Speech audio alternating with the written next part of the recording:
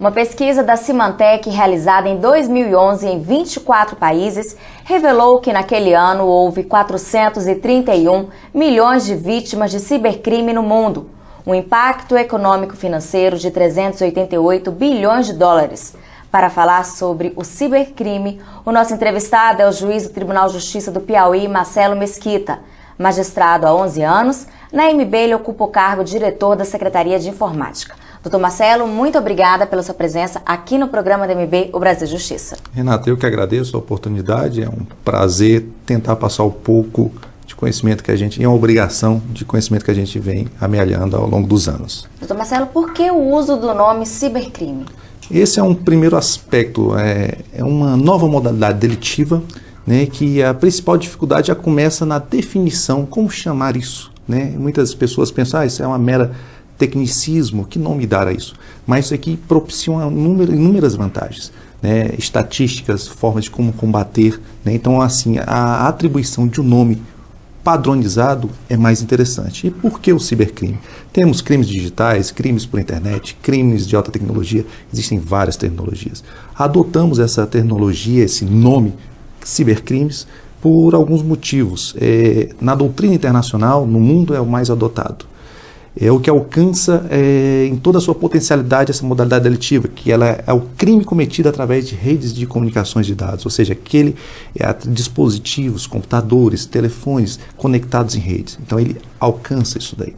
E também é a tecnologia utilizada na Convenção de Budapeste, que é uma convenção que a gente vai falar adiante, que rege o cibercrime no mundo. Qual é o impacto econômico-financeiro do cibercrime? Uma pesquisa Symantec, como tu bem anunciaste no início do programa, verificou em 2011 o impacto econômico de 388 bilhões de dólares. Só no Brasil, esse impacto foi de 63,3 bilhões de dólares no mesmo ano. É muito dinheiro.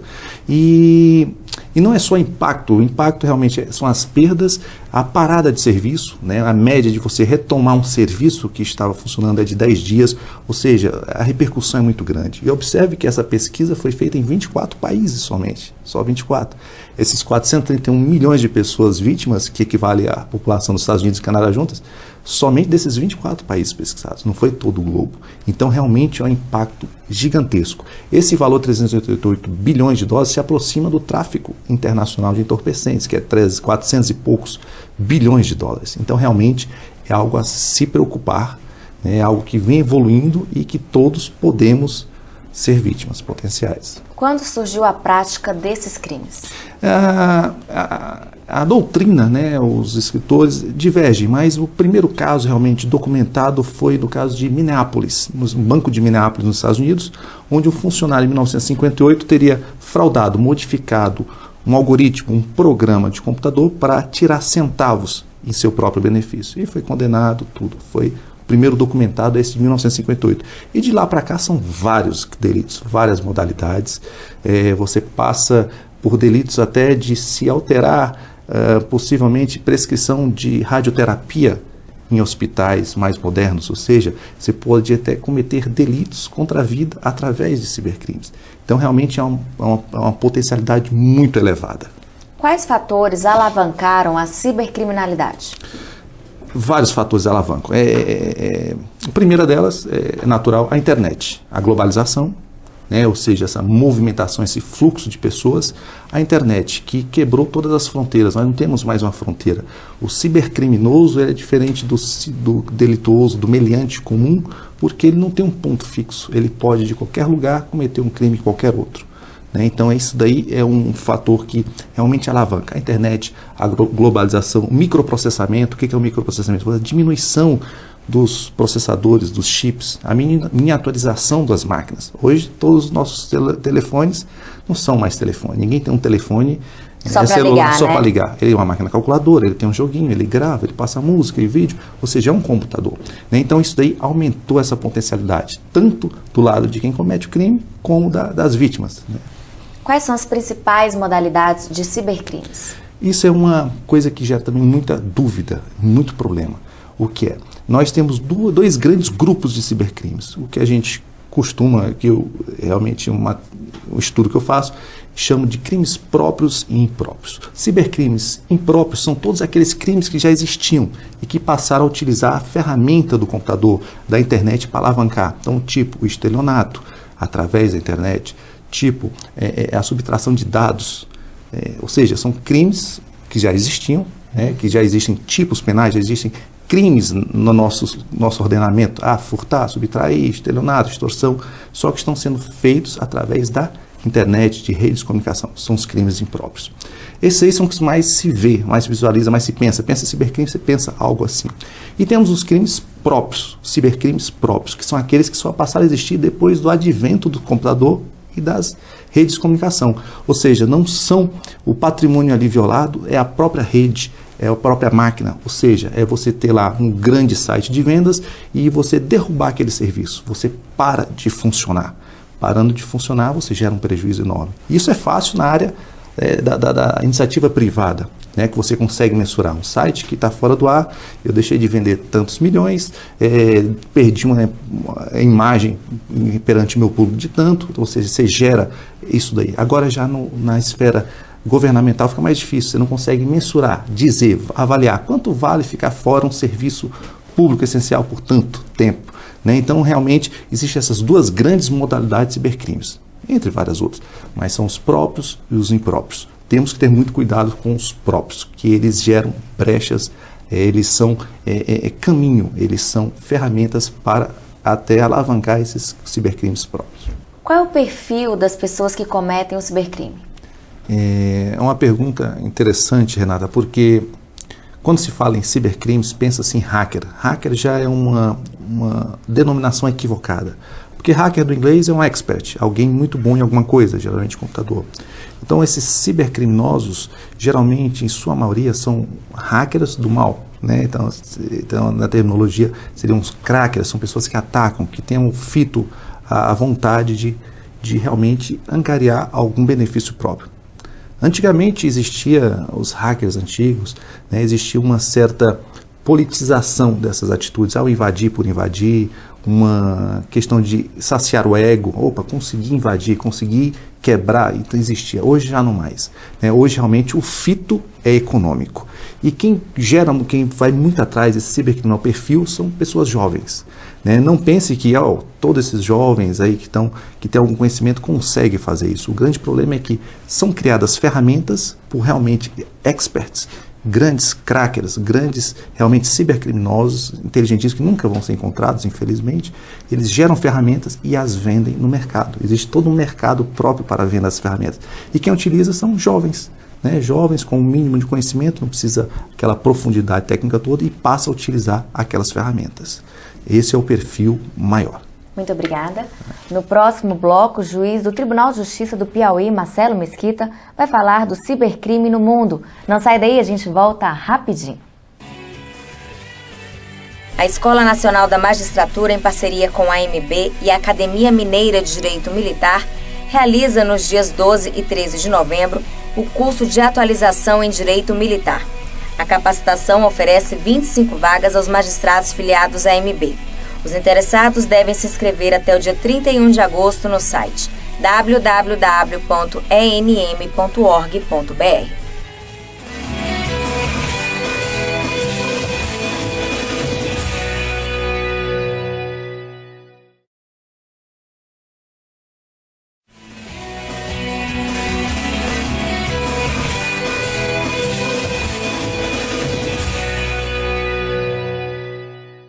Estamos de volta com o Brasil Justiça. No primeiro bloco, abordamos a nova modalidade dos crimes cibernéticos.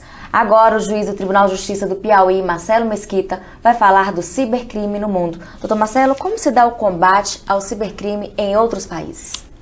Essa modalidade delitiva, ela realmente, apesar de já ter os seus primórdios em 58, como a gente falou no primeiro bloco, ela ainda está se espraiando, está crescendo, ou seja, ela ainda é muito, o combate a ela é bastante incipiente, é muito inicial. Mesmo os países de grandes grupos econômicos, grandes países como os Estados Unidos, a Alemanha, possuem grande dificuldade de combater. Algumas polícias, como o FBI, possuem grupos especiais para combater. Alguns cibercrimes mais voltado à pornografia infantil, né? Ou seja, realmente é muito limitado. Então, existe uma necessidade de uma parceria público-privada, ou seja, essas grandes redes que são derrubadas, grandes criminosos, cibercriminosos, né? Existe uma modalidade de cibercrime agora que se chama botnets, que são redes que computadores são invadidos ao longo do tempo, através de worms, ou seja, são programinhas maliciosos que pegam aquela máquina e o usuário não vê. É diferente dos vírus antigos. Antigamente o vírus travava a máquina, aquela tela azul parava tudo. Hoje em dia não, ninguém quer parar o seu computador. Né? Duas grandes modalidades uma, ou você criptografa os dados, você pega os dados da vítima, encapsula e ninguém consegue tirar, a não ser aquela pessoa que fez. Você tem que pagar para resgatar seus dados. E outra modalidade é uma forma transparente, que está sendo utilizada a sua máquina sem que você saiba. E essas máquinas, que a gente chama de máquinas zumbis, são linkadas. É uma grande rede e essas redes são alugadas para outros propósitos criminosos. São os botnets. Então o que acontece? Algumas vêm caindo, algumas redes gigantescas de máquinas zumbis invadidas com milhões de máquinas, mas isso não é um governo americano que consegue sozinho, não é um país, realmente precisa de parceria com grandes empresas de tecnologia para poder financiar. É muito caro esse combate. Né? Então realmente o mundo ainda está caminhando, está engatinhando. É uma forma que a gente tem visto, né, ao invés de reprimir, é prevenir. Né? Essas grandes discussões aí, NSA americana, tal, ou seja, você vigiar, procurar evitar que ocorra algum outro delito através de mineração de dados, ou seja, verificar dados para encontrar possíveis criminosos, cibercriminosos ou terroristas, várias áreas. Que aconteceu recentemente no governo federal também, né? Também no governo federal. Então, assim, realmente é uma atitude mais de prevenção. Agora, o combate ainda é muito difícil em qualquer país no mundo. Existe alguma convenção sobre o cibercrime no mundo? Existe, assim, a primordial, existem algumas tratativas, tal, mas a primeira foi a de Budapeste, 2001, ela foi criada e entrou em vigor em 2004. Foi criado pelo Conselho da Europa, né, reunindo não só países da Europa, mas também convidados outros países fora do bloco europeu. Né, e ela rege bem, né, como seria. Ela não pega e prescreve, o crime é esse, aquele. Apenas a dar diretrizes para os países signatários. Olhe, procure criminalizar dessa forma, tipificar, dizer como é que vai ser o delito dessa forma. Modalidade culposa, ou seja, não pode existir. Ou seja, você não pode ser realmente punido se você não teve o cuidado de colocar um antivírus e repassar. Ou seja, então ele dá diretrizes, né, ele dá nortes para que esses países que venham a aderir, né, criem essa legislação interna. Qual é a principal dificuldade do combate a esses crimes? A grande dificuldade são aqueles fatores que propiciam qualquer crime. O que propicia a existência de delitos? São aqueles criminosos motivados. Temos na internet? Temos 2,5 bilhões de usuários de internet. Então nós temos jovens aí, criminosos potenciais. Temos a outra parte que não é criminosa, de potenciais vítimas. Todos nós somos potenciais vítimas. Né? Nós não temos o trato, nós temos aquele conhecimento técnico de saber como evitar. A gente fala em antivírus, mas isso não é o suficiente, isso não basta. Né? Existe uma série de medidas, né? Medidas inclusive de culturais, como agir, como abrir isso, como visitar esse ou aquele site. Então realmente a grande dificuldade no combate é essa massificação de vítimas e de criminosos.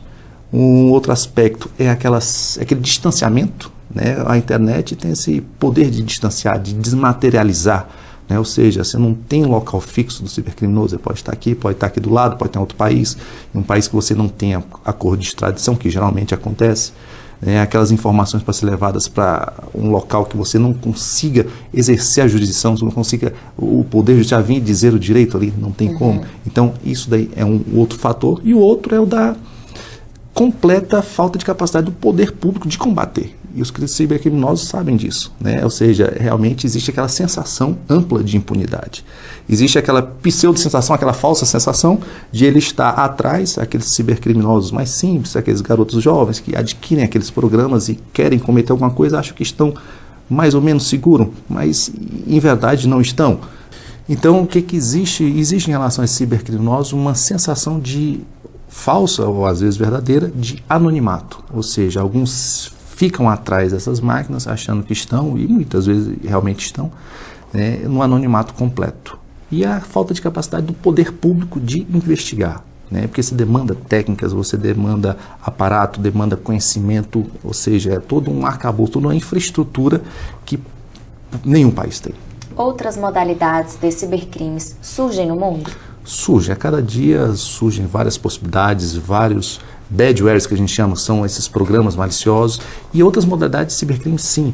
A gente chama, existe já o ciberterrorismo, ou seja, terrorismo através de redes, o ciberguerra também, né? Você tem o caso do Stuxnet, que é um vírus que atacou usinas de enriquecimento de urânio, né, no Irã. Então, assim, já existem outras modalidades. Se você sai da vertente do mero crime e passa a abranger terrorismo ou até guerra entre nações. Então, realmente é um campo gigantesco, né? Futuramente as batalhas, as guerras não vão ser travadas mais em campo, mas possivelmente de maneira, através de cibercrimes, de maneira eletrônica, digital. Você, hoje em dia, toda a nossa vida, por mais que a gente pegue aquela senhora mais humilde, mais simples, nunca tenha mandado nem recebido um e-mail na vida, mas ela depende totalmente da internet. Nós somos dependentes para pegar uma aposentadoria, para um serviço de água, luz, ou seja, toda a infraestrutura hoje em dia está em cima da internet. Então, e isso é possível, foi feitos testes nos Estados Unidos de vulnerabilidades, ou seja, onde é que poderia um ciberterrorista, o que ele poderia fazer na infraestrutura americana? Opa, ele poderia abrir comportas de uma empresa e realmente ali você alagar, matar diversas pessoas, poderia dominar, ou seja, invadir torres de controle de tráfego aéreo, causar algum acidente, ou seja, as possibilidades são muitas. Então, por isso, o grande medo do mundo dessa modalidade e que a gente vê através dessa necessidade, não vou entrar no método se certo ou errada, mas realmente dos governos espionarem os seus cidadãos. Muito obrigada. No próximo bloco, o juiz do Tribunal de Justiça do Piauí, Marcelo Mesquita, vai falar do cibercrime no Brasil. Fique com a gente, o intervalo é rapidinho. Ser juiz no Rio Grande do Norte é difícil, como em muitos outros estados, porque a magistratura hoje enfrenta muitos problemas e muitos desafios.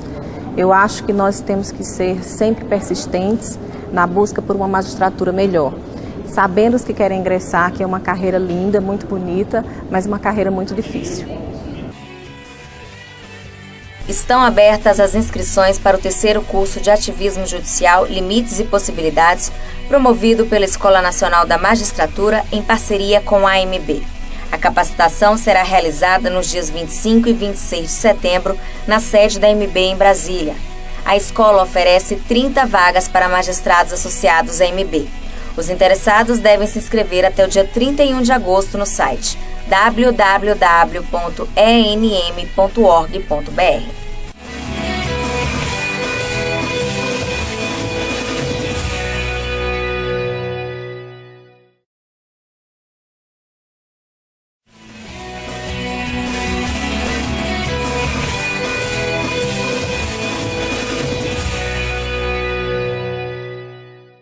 Estamos de volta com o programa DMB, o Brasil Justiça. Nos 2 blocos anteriores, conversamos sobre a nova modalidade dos crimes cibernéticos e o cibercrime no mundo. Agora, o juiz do Tribunal de Justiça do Piauí, Marcelo Mesquita, vai falar sobre o cibercrime no Brasil. Doutor Marcelo, quais são as leis sobre o cibercrime no Brasil?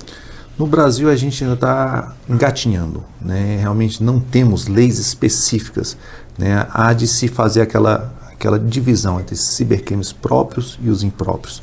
Os impróprios são aqueles crimes que já existiam, que apenas foram alavancados, foram potencializados, utilizaram uma nova maneira de ser feita através de computadores. Então, para esses nós temos os tipos: difamar alguém, xingar alguém, né, injuriar, caluniar, ou seja, crimes contra a honra você pode fazer através de redes sociais, por exemplo. Ou seja, não precisa de um crime, de uma tipificação, de uma lei sobre cibercrime para isso. Podemos aproveitar o que nós temos. Mas algumas modalidades de cibercrime, que são os próprios, são aqueles que são voltados contra a própria rede, né, algumas peculiaridades nós precisamos ter distinção. Né? Então, vimos com série de projetos de leis e tal, mas com o caso daquela atriz Carolina Dickmann, acelerou-se um processo legislativo que existia e criou-se a lei que levou o nome da atriz Carolina Dickmann, que é a Lei 12.737, de 2012. E essa lei, ela trata um pouco de cibercrime. essa lei, Carolina Dickmann, ela se aplica para todo tipo de cibercrime? Não. Infelizmente, no Brasil, a gente trabalha muito pontualmente. Precisa acontecer um caso para acelerar uma atividade legislativa. Infelizmente, foi o que aconteceu. E essa lei foi feita muito às pressas e ela não alcança todas as modalidades delitivas, todas as modalidades de cibercrime. Em verdade, sequer alcançaria o caso dela se pudesse retroagir.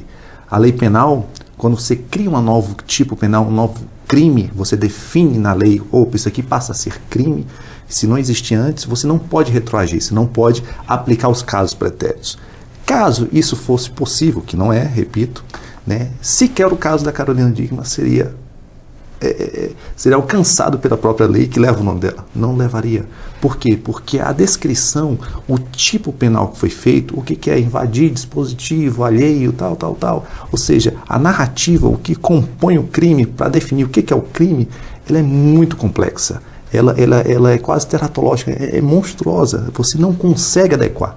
Vai ser difícil algum colega magistrado conseguir tipificar isso, né? Porque no caso da Carolina Dickmann, ela não foi invadido o dispositivo, não foi quebrado o sistema de segurança, o que exige o crime. Né? Ela entregou o material para uma assistência técnica, até onde se sabe, não tenho conhecimento do processo, mas onde se veiculou, ela teria entregado o computador para fazer uma assistência e lá teriam subtraído, eles ou terceiros, teriam dado divulgação, tentado extorquir e tal. Né? Ou seja, na medida em que ela entrega para alguém, ela entrega sem senha, sem nada, ou seja, para poder fazer, ou seja, não entraria, não seria alcançado, ainda que pudesse essas pessoas responderem por esse crime, não seriam condenadas, porque essa lei não alcança. Então, infelizmente, continuamos ainda órfãos de uma boa legislação que alcance o cibercrime, né? E para isso precisa-se observar a experiência internacional. A Convenção de Budapeste, como eu disse, ela é muito boa porque ela dá o norte. Como criar esses tipos penais? Outra dificuldade de você falar de crimes de tecnologia é você definir alguns termos. O que é internet? O que são dados? O que é rede? Ou seja, não adianta você querer definir na lei o que é isso, porque o avanço tecnológico é muito grande e a legislação vem atrás, vem a reboque, ela não consegue alcançar esse dinamismo da tecnologia. Então você fala, o que é dados? Dados são informações guardadas em dispositivo eletrônico. Sim, e se criarem um dispositivo biológico? Começar a guardar em material biológico. Marcelo, isso é loucura, é possível? Já existe. Já existe pesquisa em que se guardou em bactérias uma certa quantidade de dados, ou seja, em dispositivos biológicos. Então, se você vem com a lei e ela define certas definições, certas nomenclaturas técnicas, você vai deixar essa lei vai ficar já perdida em muito pouco espaço de tempo. Então, a solução, a Convenção de Budapeste dá, porque ela utiliza alguns aspectos da segurança da informação que você não precisa definir dar esses conceitos na própria lei. Você aproveita a área da tecnologia para poder definir esses tipos penais. Como está a infraestrutura policial ao combate ao crime cibernético? No Brasil, como o resto do mundo, infelizmente, no Brasil temos uma grande dificuldade, né? Já temos várias delegacias no Brasil espalhadas, já aquela dificuldade inicial que a gente falou, né? Não é sobre cibercrime, então nós temos delegacia de crimes de alta tecnologia, delegacia de crimes de internet, já tem uma salada de nomes diferentes, mas isso não é o pior. O problema é que realmente não temos uma infraestrutura, nem humana, nem material. Né? No próprio Estados Unidos, você querer afastar um agente para fazer cursos, aquela pessoa que tem um viés mais tecnológico, uma capacitação, você tem que afastar aquela pessoa por 2, 3, 6 meses para fazer curso. Você afasta da investigação e vai capacitar. Quando você capacita, isso nos Estados Unidos, você é aquela pessoa, fica um expert, não vai trabalhar para a polícia para ganhar não sei quantos $1.000 por ano, vai ganhar, trabalhar para iniciativa privada. Ou seja, existe uma grande dificuldade, não só no Brasil, mas também no mundo. E não só na polícia, mas também realmente o judiciário não está ainda devidamente pronto ainda para receber essas demandas. Nós não temos ainda, infelizmente, nós magistrados não temos o trato técnico, né? Muitas vezes a gente foge, é natural do ser humano a gente fugir e evitar aquilo que a gente não conhece, né? E realmente tecnologia ainda nos é muito adversa. E realmente não é tecnologia, o magistrado tem que saber ligar o computador, não. Realmente saber nomes técnicos, o que é um IP, o que significa, como é que forma, o que é um proxy, ou seja, são nomenclaturas técnicas, são dados que a gente vai precisar ser capacitados. Os magistrados precisarão, o Ministério Público da mesma forma, polícias, ou seja, advogados, realmente o sistema de justiça. Isso não é um problema do judiciário, né? É um problema de justiça, do sistema de justiça, que engloba polícias, MP, advocacia público, privada e o judiciário em si. Então, realmente, temos que acordar para isso, né? Porque, realmente, como vimos os números, no Brasil, 2011, 63,3 bilhões de dólares de prejuízo. 2 anos atrás. Isso aí vai evoluindo cada vez mais. Então, precisamos realmente juntar forças, trocar informações, né, buscar canais, né, para nos informarmos e conseguirmos minorar essa triste realidade. Obrigada. Chegou a hora da gente conhecer no quadro Vida de Juiz um pouco da trajetória dos magistrados. Meu nome é Marcelo Pirazibe, sou juiz de Direito da Vara de Fazenda Pública Estadual de Juiz de Fora. Escolhi ser juiz para poder participar do movimento de transformação da sociedade, de melhora da sociedade, de forma de ajudar na pacificação social, na estabilidade das relações. E acho que para ser juiz, a pessoa tem que ter um entusiasmo interno grande, motivação, persistência nos estudos, dedicação e, principalmente, ser uma pessoa vocacionada para a imparcialidade. Agradeço ao juiz Marcelo Mesquita pela entrevista. Muito obrigado. Eu que agradeço, Renata, a gentileza do convite, né, a oportunidade de poder falar dessa matéria que é um tanto nova. Né? Realmente existe poucos estudos, poucos trabalhos sobre isso e é preciso conscientizar, né? Todos nós somos potenciais vítimas. Eu acho que é uma modalidade delitiva que, infelizmente, já podemos estar sendo vítimas sem saber. Né? Isso é muito comum. Né? Realmente, temos computadores invadindo, servindo a entrega de spam, a entrega de uma série de modalidades de delitos. Então, é importante que o judiciário, o sistema de justiça, MP, polícias, né, caiam nessa realidade. A lei Carolina Dickmann, ela tem uma vantagem, né, não é só desvantagem, ela trouxe algumas coisas, ela agregou. E no final dela, um dispositivo cria, ela determina lá, apesar de ser uma norma aberta, mas que as polícias criem áreas, capacitem áreas específicas para isso. Realmente precisamos de uma movimentação, né, de todo um aparato político, administrativo para realmente começarmos a engatinhar nessa seara. É verdade. Nosso programa termina aqui. Se você quiser participar, escreva para o nosso e-mail brasiljustiça@amb.com.br. Muito obrigada pela sua companhia e até o próximo.